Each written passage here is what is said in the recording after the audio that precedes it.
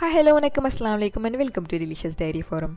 நம்ம சேனலுக்கு புதுசாக இருந்தீங்கன்னா சப்ஸ்கிரைப் பண்ணி பக்கத்தில் இருக்க பெல் பட்டன் ப்ரெஸ் பண்ணி ஆல் செலக்ட் பண்ணிக்கோங்க. அப்போ தான் நான் போடுற வீடியோட நோட்டிஃபிகேஷன்லாம் உங்களுக்கு வரும்.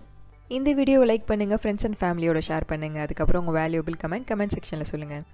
இன்றைக்கி நம்ம பார்க்க போகிற ரெசிபி பன்னீர் மக்னி பீஸா. இந்த ரெசிபியில் யூஷுவலான பீஸா சாஸ் நம்ம யூஸ் பண்ண போகிறதில்ல. இந்த பன்னீர் மக்னியை இந்த பீஸா பேஸ் மேலே நம்ம ஸ்ப்ரெட் பண்ண போகிறோம். வாங்க எப்படி பண்ணுறதுன்னு பார்க்கலாம். ஒரு பவுலில் 1/3 கப் அளவுக்கு வார்ம் வாட்டர் எடுத்துக்கோங்க. அதில் 1/2 டீஸ்பூன் சர்க்கரை சேர்த்துக்கோங்க. சர்க்கரை கரையிற வரைக்கும் நல்லா கலந்து விட்டுக்கோங்க. இப்போ நம்ம 1 டீஸ்பூன் ஈஸ்ட்டு சேர்த்துக்கலாம். இப்போது இந்த மாதிரி ஒரு வாட்டி கலந்து விட்டுட்டு இது மூடி வச்சுடுங்க. 15 மினிட்ஸ் கழிச்சு ஓப்பன் பண்ணி பார்த்தீங்கன்னா ஈஸ்ட் ஆக்டிவேட் ஆகிருக்கும். இப்போ நம்ம 1 கப் மைதா சேர்த்துக்கலாம். அதுக்கப்புறம் 1/2 டீஸ்பூன் உப்பு சேர்த்துக்கோங்க. அதுக்கப்புறம் 3 டீஸ்பூன் ஆலிவ் ஆயில் சேர்த்துக்கோங்க. ஆலிவ் ஆயில் இல்லைன்னா நார்மல் குக்கிங் ஆயில் கூட சேர்த்துக்கலாம். இப்போ இந்த மாவு நல்லா பிசைஞ்சிக்கலாம். எலக்ட்ரிக் பீட்டர் இல்லைன்னா நீங்கள் கை வச்சு கூட பிசைஞ்சிக்கலாம். மாவு பிசைஞ்சிட்டே இருக்கும்போது கொஞ்சம் ஸ்டிக்கியாக மாறும். அந்த டைமில் நம்ம எக்ஸ்ட்ராவாக மாவு சேர்க்கக்கூடாது. அப்படியே மாவு பிசைஞ்சிட்டே இருந்தோன்னா ஒரு பர்ஃபெக்டான டோ கிடச்சிரும். அதுக்கப்புறம் 1 டீஸ்பூன் ஆலிவ் ஆயில் சேர்த்துக்கோங்க. மூடி போட்டுட்டு 1 ஹவருக்கு அப்படியே வச்சுடுங்க. இப்போ நம்ம பன்னீர் மக்னி ரெடி பண்ணிடலாம். அதுக்கு ஒரு பேனில் 1 கப் தண்ணி எடுத்துக்கோங்க. 2 மீடியம் சைஸ் தக்காளி இந்த மாதிரி ரஃபாக சாப் பண்ணி சேர்த்துக்கோங்க. அதுக்கப்புறம் 5 காஞ்ச மிளகாய் சேர்த்துக்கோங்க. அதுக்கப்புறம் 7 முழுசான முந்திரி சேர்த்துக்கோங்க. இப்போ இது மூடி வச்சு தக்காளிலாம் சாஃப்டாகிற வரைக்கும் நம்ம குக் பண்ணிக்கலாம். இப்போ தக்காளி நல்லா குக் ஆகிடுச்சு. இது கொஞ்சம் நேரம் ஆற வச்சுட்டு ஆறிட்ட அப்புறம் நம்ம ஒரு மிக்ஸி ஜாரில் எடுத்துக்கலாம். இப்போ இது நல்லா பேஸ்ட் மாதிரி அரைச்சி எடுத்துக்கலாம். இப்போ ஒரு பேனில் 3 டேபிள் ஸ்பூன் பட்டர் சூடு பண்ணிக்கோங்க. ஒரு மீடியம் சைஸ் வெங்காயம் நறுக்கி வச்சுருக்கேன், அது சேர்த்துக்கலாம். வெங்காயம் நல்லா ப்ரௌன் ஆகிற வரைக்கும் வறுத்துக்கோங்க.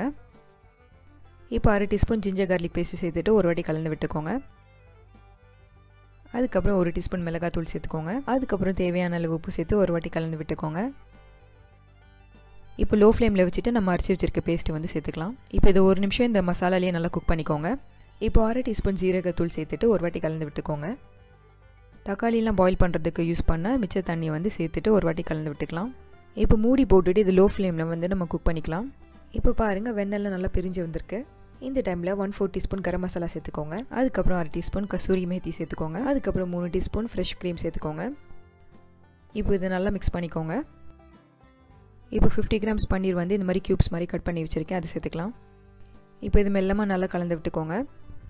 இப்போ இந்த மக்னி நல்லா சாஸ் மாதிரி திக்காகிற வரைக்கும் நல்லா குக் பண்ணிக்கலாம். இப்போ நம்ம பன்னீர் மக்னி ரெடி ஆகிடுச்சு. இதை எடுத்து சைடில் வச்சுருங்க.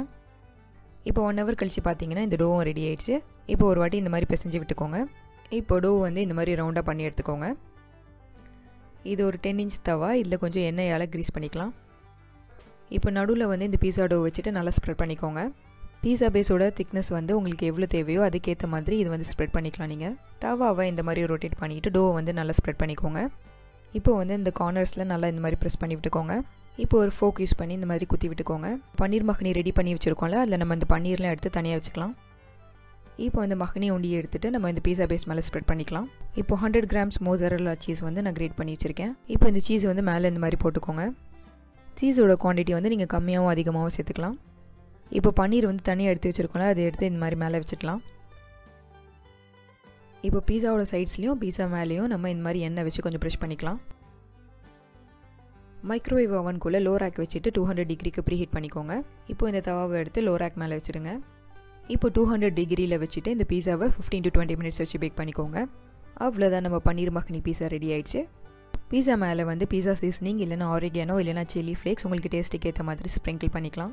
பீஸா கட்டர் இல்லைனா கத்தி வச்சுட்டு நம்ம கட் பண்ணிக்கலாம். யூஸ்வலாக பீஸா சாஸ் யூஸ் பண்ணாமல் நம்ம மக்னி சாஸ் யூஸ் பண்ணியிருக்கோம். சாப்பிட்றதுக்கு ரொம்ப டேஸ்டியாகவும் டிஃப்ரெண்ட்டாகவும் இருக்கும். இந்த ரெசிபி கண்டிப்பாக ட்ரை பண்ணி பாருங்கள். தேங்க்யூ ஃபார் வாட்சிங். பாய்.